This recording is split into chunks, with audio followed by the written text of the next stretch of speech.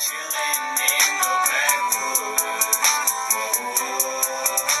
is the kit that I'm going to be carrying for most of the summer months. And when I put this kit together, I really wanted to make this kit a little bit more exclusive in the fact that I have more luxury type items in here. Things that are going to make camp life a little bit easier, just because it's the summer months and a lot of projects that I'm getting myself involved with when I come out here now are a little bit more time intensive. So I would rather save time on the camping end of it and be able to put more time into the crafting end of it when I come out. So rather than having to make some small camp utensils and things like that, I'm just going to pack them up. So that's really my goal of this pack. Now the pack does have some heavy weight to it, but if I had to, I can carry this 5-6 miles. It's not a problem, and I can do that days upon days in a row. I know my physical limitations, so I'm not too worried about that. But this is a heavy pack, if you are wondering. So this is the Frost River Island Royale pack. I've been using this for a long time. I really like this pack, and I have everything fit in here, plus there's room for food, so space is not really an issue too much. So I guess the first thing to talk about is tools. What tools do I have? Well, I have a Russian trapper's hatchet with me, and this is a awesome cutting tool. I'm just falling more and more in love with this tool as I use it. It took a little bit of learning just because of the size of it, which sounds crazy, but it was just a different feel to it. So as soon as I got that figured out, man, that's where it's at. Next, I've been carrying in a Frost River saw bag a takedown buck saw from Nick Stowell. I just did a video review on that, so if you want to check that out. Loving this also, so I'm keeping this with me. This is definitely a go-to item for me now. And then lastly, I have my primary belt knife, and this is the Coal Cracker knife by Battle Horse Knives, and that is on my hip. So starting out with the front pockets, things that I might need to get to quickly, we open up the first pocket, and I have a fire kit inside one of the leather dry bags that I sell on my site. You can go check them out. But inside this, I have a ferro rod, I have some candles, I have some fat wood, some birch bark, and then these roll up good and tight and keep the water out. So I keep this in the front in case I got to make a quick fire. Of course, the go-to cordage bank line, and I have a heavy-duty pair of lineman pliers here for working around camp and working around fires. On the other compartment, I have a 40-ounce water bottle with a nesting cup. Okay, you want to always stay hydrated in the summer months. And then I just have a hand-carved spoon in this kit, because that way, if I'm making something quick or I'm making some coffee, I don't have to dig through my bag, so I just have my spoon stuck in right there.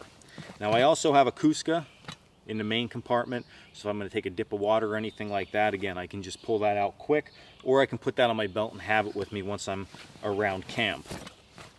So the knit and grit of this bag, let's take a quick look at it.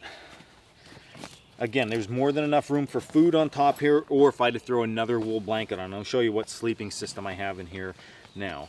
But here's my Coal Cracker Bushcraft canvas bag made by Jason Hunt, and I keep my bush pot in here. But along with my bush pot, I also have a small pan with the handle cut off.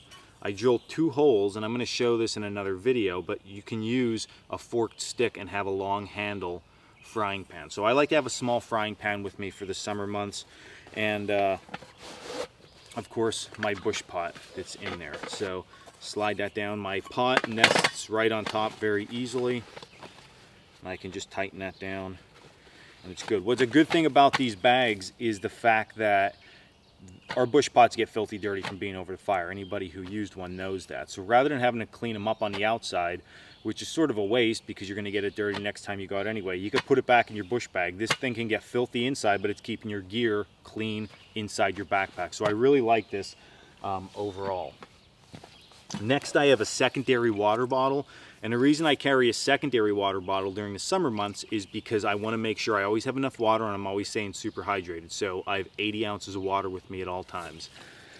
So have that along with me.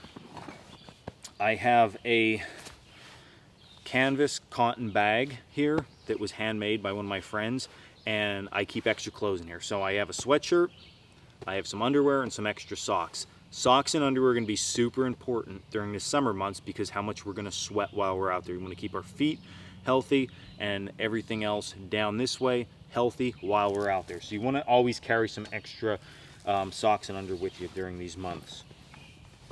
I have my coffee scoop and a small gill cup with me. And then I have a small hygiene bag, which I'm going to do in an upcoming video. So if you want to check that out, that'll be coming up here shortly. But I have a hygiene bag that's quite intensive. So I have a lot more items than I would ever normally carry for hygiene in that kit. I have a ditty bag. Now in the ditty bag, I'll go over this just quick, some things I have in here. I have a headlamp. I have a candle lantern. A small hoosif, that's a sewing kit from the 18th century that I made out of buckskin. So I have needles, thread, extra buttons, repair material in here in that sewing kit. I have a strop in here that's on a wooden block. I have a frog gig, because frog gigging is an easy way to secure food in the summer months. I actually have a fork here also. I have a Makatogan, and then I have an extra knife from Battle Horse Knives, just something small, utility type blade. And sometimes I actually stick this right in my pocket if I don't have my belt knife on, which is very rare, but I'll do that. And then I also have a lighter and a small candle in there, just for something quick if I need to grab. The rest of what is in here is basically shelter material. So I have a bag with tent pegs and ridge lines. So I like to always carry at least 3 ridge lines.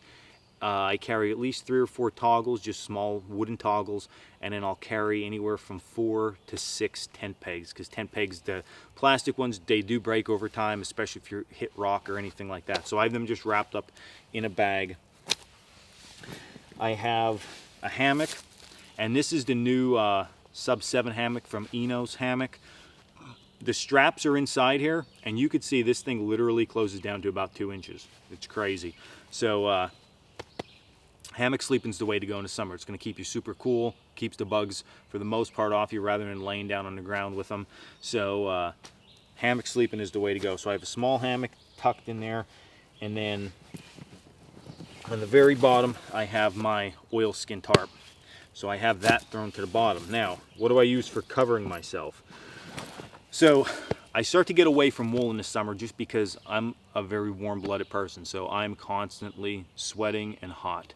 So I have a canvas cotton, which is very light, sheet in here. It's almost like, it's similar to a painter's drop cloth, actually. And this is about the size of a queen blanket. I use this to sleep with, keeps me warm for sure.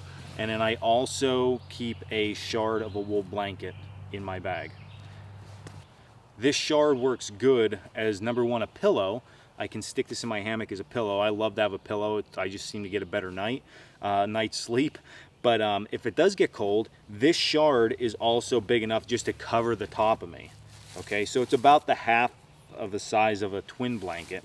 And then I also have an extra outer layer. So if for some reason the weather got super cold, you know, I can always throw this around me like this, or even in the evenings at camp, if I don't want to do anything else, I could put this around me and I can just tie this off and I'm good to go. Okay, so that's all the wool I carry with me. But again, if it was going to get really cold, I can stick another wool blanket in here. I have more than enough room to do that.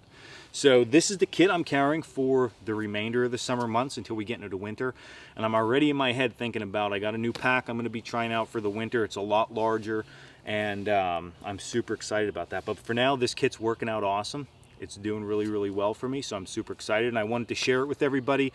And hopefully, you know, you're getting out there, getting your kit together, and get some good camping in this summer. This was Dan Wowak with Cold Cracker Bushcraft. If you haven't already, check us out at coldcrackerbushcraft.com.